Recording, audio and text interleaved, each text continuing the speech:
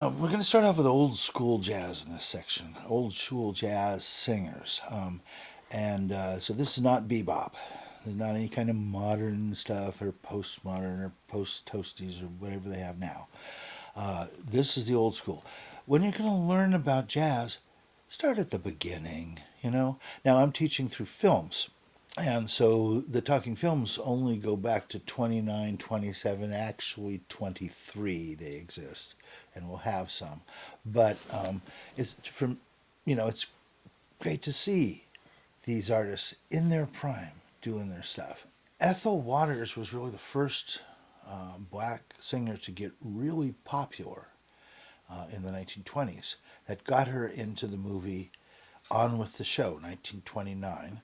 And this is Birmingham Bertha, which is, the woman sassing the man and all this, and look at her clothing, jeez. But anyway, it's just a beautiful performance when she's still really young. She had been recording for 8 years when this film had been moving, but for the first 5 or 6 of those years, she was selling records to black folks. So anyway, Birmingham Bertha, 1929. Okay, next one, please. As much as I like the Birmingham, the big hit, and what the everybody bought and knew her from was "Am I Blue." It's a pop and jazz standard. It's a great song, but it's got that old real blues singer sass in less than Birmingham Bertha. So anyway, and she's singing "Am I Blue" out in a field like she's picking cotton. That's the set. This is the convention of the time. This is the Hollywood costume department, and the various people that ran the studios and all that. It was hip enough that they realized they should film her. And sorry about the costuming and the setting and all that, but God, what a performance! What a soul! What a woman! What an incredible personality! One of the ones that made the 20th century famous. So you'll see some of that stuff. That's Hollywood. That's not the fault of the artist. Uh, have fun with it. They used to do this. They used to, Anyway, Ethel Waters, great lady of the American song. What made Ethel Waters famous really was the A side of Birmingham Bertha on Columbia Viva Tonal Records. And 1929, that got her this gig in this film. And she just comes on, and does her bit and leaves. Now, in this case, with Am I Blue, for some reason, called Hollywood, called the costume department, called the business people that run over it, who were probably racist, but still, they've made a film of her in 1929 singing two songs. This is the big standard, Am I Blue? She's out in a cotton field and she's got the bandana with the Aunt Jemima outfit and all that, because this is what they were thinking in Hollywood in 1929, or at least most of them. But anyway, the project. The important thing is that that she got in this movie, and just enjoy that. Now, Hattie McDaniel, who was the first black person to win an Oscar in Gone with the Wind, did a lot of roles in Hollywood where she played a maid or a slave or something like that. And she was asked, I think during the early civil rights era, isn't she upset that she always plays a maid? And she said something to the effect of, well, I'd rather play a maid for $800 a week than be a maid for eight. It was the time. It was the history. Yes, it was really bad. It's still not very good, but at least the film got made. You get to see her as a young woman on top of the world, putting it down. And now we can pick up on it. Centuries later, she's still alive on this film. And dig it. The films I've been able to find on that I can use on this website as I'm not finding much until 1934 on Ethel. This one's called Taking My Time. And just dig the idea that there's film of one of the great blues singers, but also jazz singer, but also pop singer. So dig it. Again, 1934, Ain't Gonna Send No More. And although in the beginning she was a blues singer, I strongly suspect she sinned a little. She did end up a religious singer in her old age. But she had a long career. If you're at all interested in any of this stuff, look into Ethel Waters' whole career. It's really quite incredible. Star of stage, screen, records, and outer space. Taking a Chance on Love was introduced by Ethel Waters, who by the time that came out, there was a late 30s, I would guess maybe 39. I have the original cast album. Uh, and 78 album. And she's introducing what will become a huge standard in this all-black musical. And it's great. Vincent Minot's first direction of a movie, and in a long career, he's epic. And then, of course, the father of Liza Minnelli, whose mother is Judy Garland. So this is a very busy show, busy family. So anyway, it's incredible. She is so on top of her game. She's singing her ass off, and she's going to continue to sing her ass off for a long time. And then and plays and movies and television and on and on and on. Huge, huge, huge star. Starting her career in 1921. So anyway, this is 1942, the film version of Cabin in the Sky. Cabin in the Sky. The greatest musician of all time was Louis Armstrong. He changed the whole game. By 1935, everybody in the planet, if they weren't out in the hinterlands, had heard Louis Armstrong because of the records. He also did a European tour, and we're going to show a few film clips from that. 1934. I've seen it as 1933, but I'm really sure it's 1934. He had gotten busted for marijuana. I'm shocked, but he smoked marijuana every day. I know because I had some with him.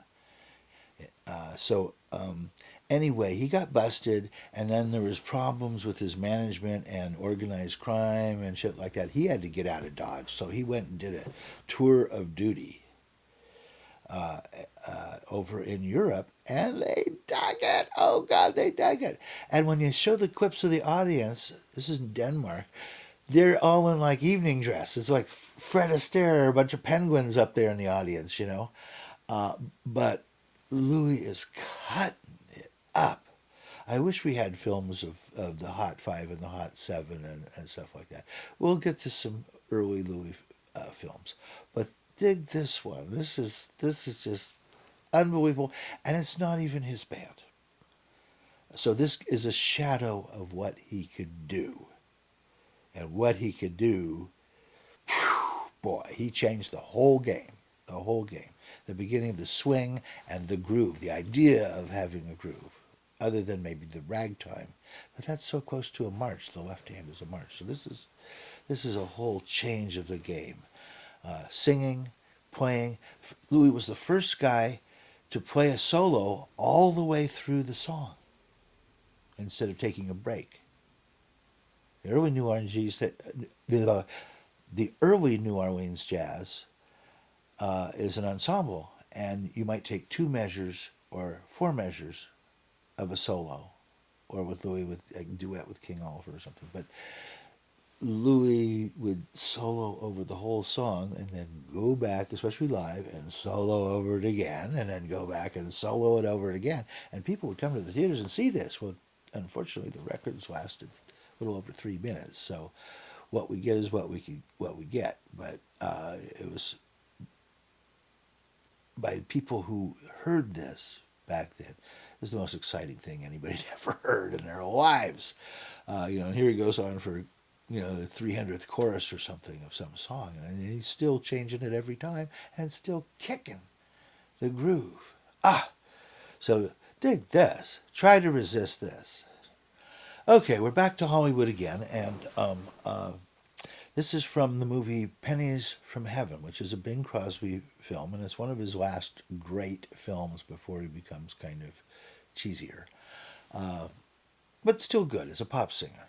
He's really a jazz singer. But anyway, so Louis Armstrong had a specialty number on this because Bing Crosby was the first white pop singer to process what Louis Armstrong was doing and get a handle on it. So that was a big change from Rudy Valley and things like that. Bing was a jazz singer. He was always capable, as we will demonstrate down the playlist later. In the 50s, he's kicking it. He had the ability to do that, but the money was in When Irish Eyes Are Small and whatever, So anyway,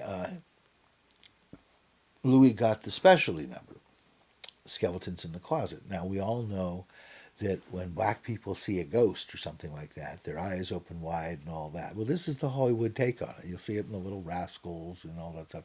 This is Hollywood. Forget it. It's an attempt at humor that is very much American from the minstrel shows and actually has a beauty to it and a soul to it if you can get over, oh my God, why weren't they feminists back in 1901? There were, just not as many. Skeletons in the Closet. I saw this as a teenage kid, and I loved it because I love Louis Armstrong.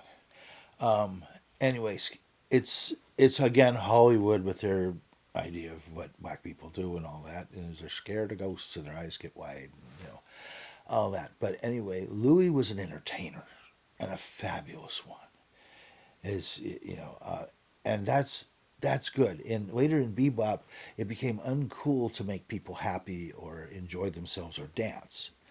It was a serious art, and if you take that too far, you end up with what they have now. So anyway, but Louis Armstrong is one of Bing's favorites, and this is 1935 from Pennies in Heaven.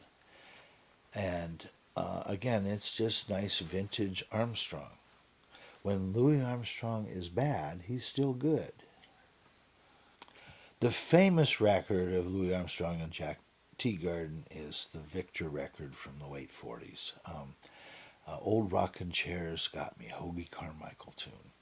And but here they are in the 50s on film, and you can watch them do it when they were still in the game. Now, the jazz purists don't like Louis Armstrong being an entertainer. They want to hear like the Hot 5 and the Hot 7. Some of them start to bitch when he has an orchestra, and then a whole bunch of them want to bitch about Hello Dolly. I love Hello Dolly. Anyway, so another good one. Jack Teagarden was a Texas trombone player and one of the earliest white guys to have a total handle on blues. And the trombone can imitate the human voice and all the blue notes in between all the other blue notes. So the trombone is the natural thing. And he regularly played with black musicians because he knew where jazz came from. And he was part of that Southern culture where they really physically mixed. Dick Gregory used to say, probably still does, down south they don't care how close you get as long as you don't get too big, whereas up north they don't care how big you get as long as you don't get too close. 1932, the big broadcast. This is Bing Crosby's first starring role, and it's a big radio broadcast. And we have here Bing Crosby singing with the first jazz guitar player, Eddie Lang. And he's going to do Dinah, and then they're going to do two run-throughs of the song Please. And you can see Eddie Lang playing the guitar on this. And he was monster. He had a tonsillectomy operation in 1932 and died. And but he left hundreds of records as a session guy and in jazz bands and stuff. He's awesome, and Bing is doing his jazz numbers. And the but oh, with please listen to the guitar obligato that Eddie Lang is tearing off in the background. It's just incredible, and it's just totally in the background. Probably 2/3 of the people who heard the record didn't even hear it, but it's incredible. And here they are on film, 1932, and Bing has been a radio star for a year. He's appeared in a specialty number in another movie, and this is his first starring role. This is 1956, Bing and Louie, and they both still got it. Louie can kick it always, and Bing is in the jazz mode. He's got a jazz band. He knows how to do it. He remembers it, you know. And Cole Porter wrote the tune. He wrote the whole score of High Society. And here he is singing in glorious color. Now You Have Jazz, 1956. Here's another version of Now You Have Jazz. As wonderful as the clip is from the movie, it's a production. It might have been, they might have been lip syncing to save film footage and all that, you know. But this is a television clip. 1957, slightly different band, but mostly the same players. And Bing and Louie, and Bing is demonstrating. He's still got it. He still can jazz. And his intro rap is different, and you'll see if you look, you'll get a good lesson in how jazz people do it differently every time. You know, they kind of know how they're going to do it, but not exactly. And this is just a year later, but it's actually really live, and that's where the magic happens. It's really live. It's not in color. It's black and white. So some of you people might want to watch not want to watch something because it's not in color or whatever. I'm looking for the magic, and this is magic. This clip is really magic. How I got into 78s was cartoon music on the old Warner Brothers cartoons and Betty Boops and stuff that they had on TV as kids. And that's the same thing with Jerry Garcia and R. Crumb and our whole generation. We saw these cartoons and the Little Rascals and Laurel and Hardy, and it had something that was older than swing. I was looking for that kind of music, and I was specifically looking for those songs that I learned from the early Warner Brothers cartoons from before Porky Pig and Daffy Duck, when they were just songs. The cartoon was a song. The cartoon was to show in the theater to promote and make popular the songs that Warner Chappell owned, for example. All the Warner Brothers cartoons for years were that. Well, there was a song called One More Time. And I loved that song from the cartoon. And as soon as I found out that this kind of music existed on 78s, I was looking for them, So I was looking for this record, and at the time, Bing Crosby was kind of long in the tooth. He was square. He was his kids hated him, a whole bunch of stuff, and he lived near where I grew up. So I didn't think so much of him. I thought of TV being what I saw at the time. Much to my surprise, One More Time is early Bing Crosby, right after he's left Paul Whiteman and joined Gus Arnheim and the Coconut Grove. One More Time. This is audio only, but this is an epic feel of that cartoon jazz of the 20s that so much of my generation was brought up on from the cartoons. Lenny Bruce had a famous bit for racists, about would you rather be married to and intimate and sleep with for the rest of your life to a black woman or a white woman? And, well, of course, the white woman he's addressing the racists because that was a big issue with Lenny Bruce and all of us at the time. And he's a black woman or a white woman. Okay, the white woman is Kate Smith, this big, huge singer that sang God Bless America, and the black woman was Lena Horne, who was the hottest black woman of her era. She was, and that got her a Hollywood contract. And in this film clip here, she's singing "The Lady Is a Tramp." Now, that's mostly associated these days with Frank Sinatra. And it's like, yeah, she's a tramp, she's a whore, she's a this stuff. In the original musical, uh, uh, what Larry Hart was writing about was this woman who was out of work during the Depression, and she was hitchhiking out to where she had a job. And she sings, that's why, the lady is a tramp. She's talking about herself.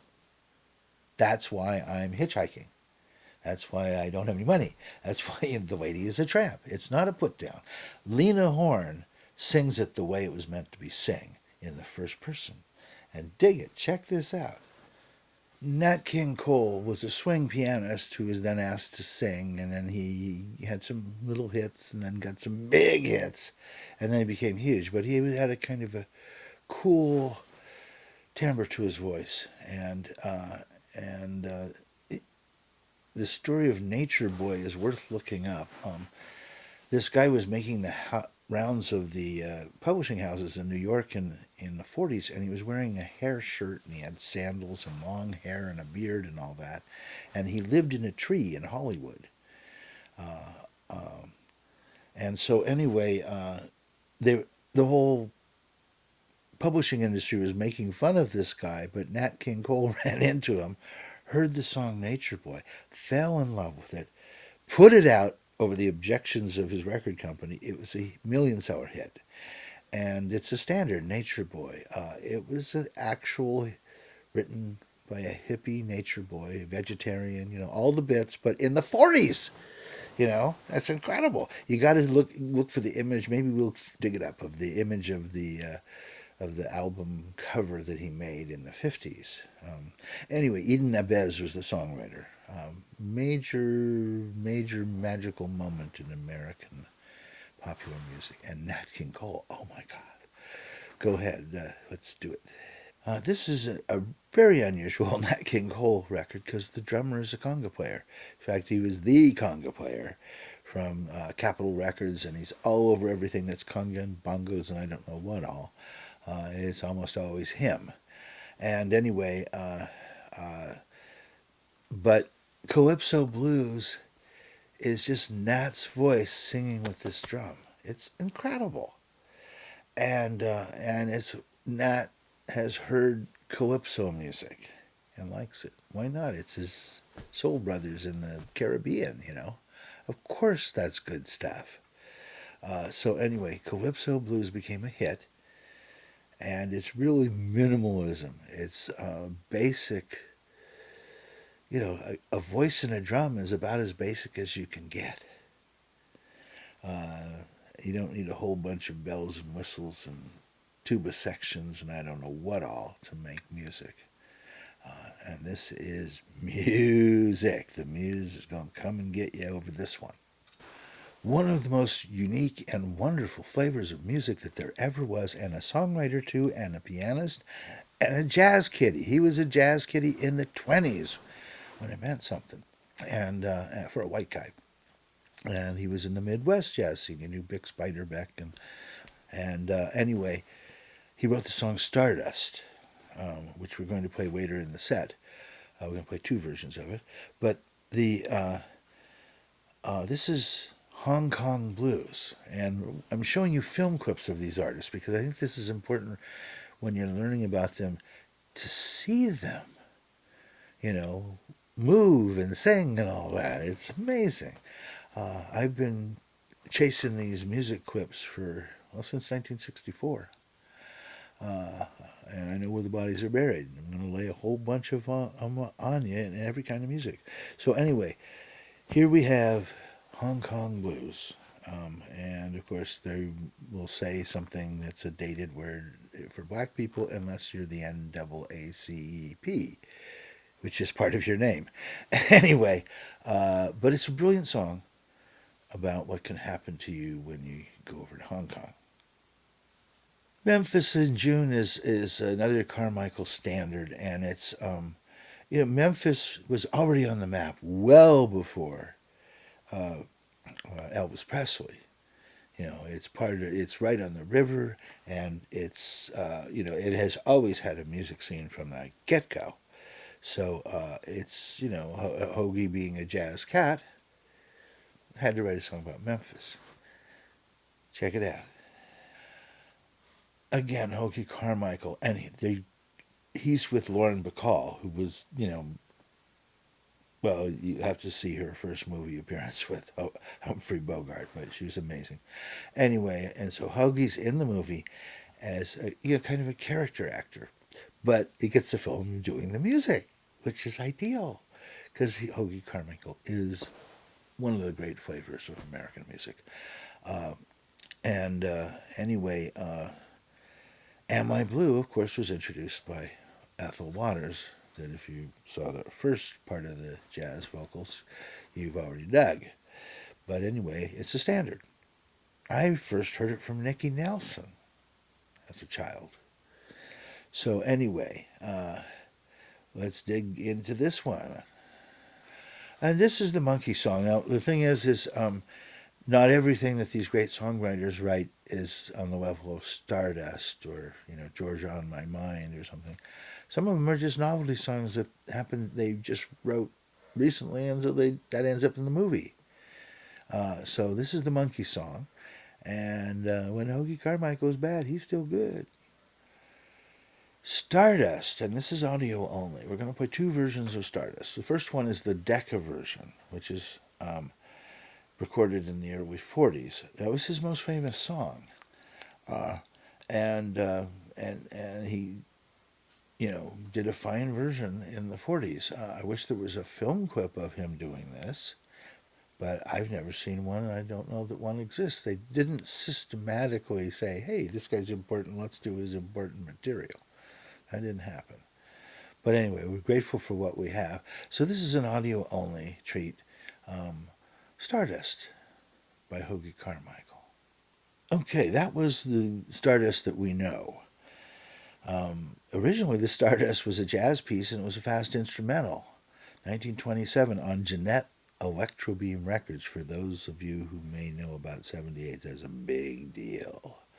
And anyway, this is a very rare record, very valuable, and it's the original version of Stardust as a jazz instrumental. You'll hear the melody in there, but it wasn't until a few years later. I think it might have been 31, but I don't obsess over dates. But Mitchell Parrish, the uncle of Steve Parrish, the roadie of the Grateful Dead, wrote the lyrics for this melody. And zoom, and up until yesterday started creeping up on him. This was the most recorded song of all time, and it may still be the most recorded numbers of versions of the song, but I mean, a huge standard, Stardust, the original 1927 Jeanette Electrobeam 78. Mel Torme was an interesting character. He started out as a kid. He's linked to, and you can find him in our Juvenile Hall of Fame, which is the under 21ers that had talent. And Mel had talent, but his voice, the Velvet Fog, was cool. And this guy was an instrumentalist. He did his own arrangements. I used to know him. Maybe I'll tell you the story later on about when I first met Mel Torme, because I sought all these people out. Anyway, this is Baby Boogie, which is very early. I think he's maybe 17 or something, 17 years old, in a movie doing the Baby Boogie. Badass Bill Torme. For most of my life, I've had the 16mm print of You're Driving Me Crazy. And it does look better coming from film than it does here. But it's an incredible ballad. And he's got a little jazz combo going, and with a woman playing a harp, and Sal Salvador on the guitar.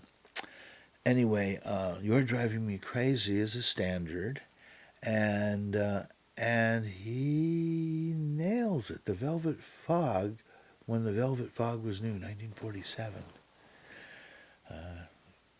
Check him out. Another jazz standard, When Sonny Gets Blue. It's really 50s on the stick, 50s jazz. The big version was Johnny Mathis. It was on Johnny Mathis's Greatest Hits, which was on the charts forever. It was the makeout record of these early 60s. And that's where I first heard it. But Mel Torme is a real jazz singer. And he is a jazz musician, a pianist. He writes his own arrangements. He is, you know, incredible. He's great talent. Harry Anderson will agree with me about that on Night Court. So anyway, it's a great jazz ballad, and totally the cool jazz era. Here it is, 1964, I think, is when it was done. Here's Mel again. Did I mention he played drums too? Yes, he really played drums. He's going to do it on this one, Fascinated Rhythm by George Gershwin. And these are like coming from variety shows and stuff like that. That somebody's on this or something. There were a lot of guest stars on these variety shows that are lying in TV archives because nobody knows who somebody is, because the film people and the TV people don't know the music. So there's more to come of amazing live footage. This is Mel. He's whipping it out, man. He's doing it. So check it out, man. This is Mel in 1964. He was the musical director of the Judy Garland television show that failed only because it was up against Bonanza, the most popular TV show of the time. Terrible time slot. And actually, how I got to know him was I brought that film of You're Driving Me Crazy, and I showed up early to a concert that he had and barged in with a projector like I knew what I was doing and introduced myself. And we actually hit it off because there was a guy from the local paper interviewing him who had no idea who he was. So I started the interview. And I opened with, well, what was it like to be the musical director on the ill-fated Judy Garland show? And he was really surprised that a guy that looked like me knew that. And we bonded and, got to be friends with yet another musician. But you can see Judy, and I think it's June Allison, if I remember right, sitting, on this. And I believe that this is a rehearsal or something, because it's not slick enough, I think, to be on the show. But my family was into Bonanza. I didn't get to see the Judy Garland show much, except for what I've seen over the years, searching for stuff. This is Chico Marx's orchestra of the Marx Brothers, 1942, and Mel Torme is in the band. He's 15 years old. That is Juvenile Hall of Fame on a stick. And soon he was going to be in Hollywood, because Chico Marx of the Marx Brothers certainly had a few Hollywood connections, mostly probably people he owed money to. But anyway, the Chico Marx Orchestra, everybody had a big band in those days, and this is Mel Torme in this. And this is, besides being terminally cool, this is Tragically Hip. If there is a poster boy for Tragically Hip, it's Chet Baker. You don't know what love is this, heartbreaking ballad, and he nails it. There's no vibrato. It's all cool jazz. A very classic performance of something. There's an album called Chet Baker Sings, and we'll probably get some cuts from that up at some times, but you should run out and buy that. The whole Chet Baker Sings is great. Some of his stuff is wonderful on the trumpet. Some of it is not so wonderful. He needed money for his habit. He was a junkie. So anyway, a tragically hip guy, but still kind of, worship the way they do that. In the day, Charlie Parker was a junkie, and jazz people believed in order to be as good as Charlie Parker, you had to use heroin. And so a lot of people got into it and had a hard time getting out. I don't think anybody had a harder time getting out than Chet Baker. Maybe Art Blakey. But, it was, it happened, My Funny Valentine is one of the great Chet Baker performances ever. I mean, on the record and again here, Lars Gullen was a saxophone player from Sweden, where they had all over Europe there were these little pockets of jazz cults, the Hot Club of France and stuff, and people would get together, just like they did at my house, to listen to records. That's how you learn music, is to listen to records and to watch the film clips. That's the only way you can learn how to do it, really. You can't describe what Chet Baker is with words. You have to hear it. And when you hear it, you go, oh, wow, that is a very wonderful flavor of American music. Okay, Chet Baker in 1964 is a little worse for the wear, but he's singing time after time, and it's going all right. It's a beautiful performance, and it sums up the tragic kind of, James Dean. He didn't die young, but in some ways, musically, he died young. He needed money, so he did like fake Tijuana brass records and stuff. And he eventually lost his teeth. And it's a real tragic story. I think it's been movies about it. I've seen a documentary about him, but there isn't a lot of film footage of him. But when he's good, he's really, really good. This is cool jazz on a stick. Probably about the coolest cool jazz vocalist. This is Chet Baker in 1964, a little worse for the wear. His habit is catching up with him. But he's still singing his ass off, and it's a beautiful performance.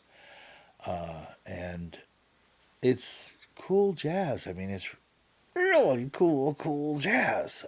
There's reasons why Chet Baker is still an icon.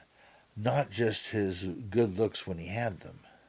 It's very different when you see him as an old guy. By the time I met him, it's like, whoa. Anyway, it's an important guy. Not enough film of this guy.